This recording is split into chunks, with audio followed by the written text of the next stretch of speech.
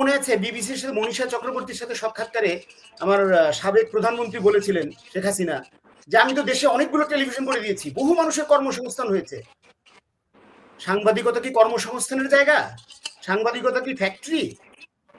যে সাংবাদিকতা আপনি প্রচুর সংবাদ মাধ্যম আউটলেট খুলে দিলেন আর প্রচুর সাংবাদিক ঢুকে গেল, সেখানে তারা করে কেটে খাচ্ছে? না, সাংবাদিকতা কোনো ফ্যাক্টরি না, গার্মেন্টস ফ্যাক্টরি না, বা জুট মিল না। এটা একটা বুদ্ধিবৃত্তিক প্রতিষ্ঠান। এই প্রতিষ্ঠানে তারাই আসে যারা নিজেকে এর জন্য যোগ্য মনে করে, বা সমাজ যাকে এই পেশার জন্য যোগ্য মনে করে, তারাই আসে এই পেশায়। এখন আমাকে যেমন এখন হচ্ছে সাংবাদিকদেরকেও দাম দেয় না, পুলিশের সাথেও তুলনা করে। কারণটা কি? কারণ সমাজ তাকে ওই পেশার যোগ্য মনে করছে না। এখন প্রশ্ন আসে প্রতিষ্ঠান তারা নিচ্ছে কেন?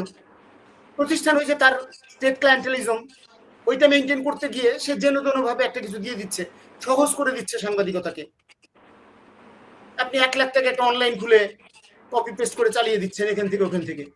এইভাবে যে সহজ থেকে সহজতর করে দেওয়া হচ্ছে সংবাদ মাধ্যমকে, এবং বুদ্ধিবৃত্তিক জায়গা থেকে পরিসর থেকে সরিয়ে একটি মানে কি বলবো এটাকে একটা সাধারণ বিষয়ে পরিণত করে ফেলছেন। এটা তো রাষ্ট্র করছে, রাষ্ট্র পরিকল্পিতভাবে করছে এটা।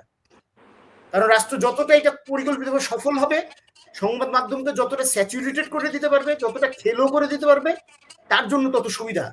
ভিশনের ফুলঝুরি মেগা অফারে ফ্রিজ কিনলেই পাচ্ছেন 16 পিসের আকর্ষণীয় গিফট বক্স একদম ফ্রি।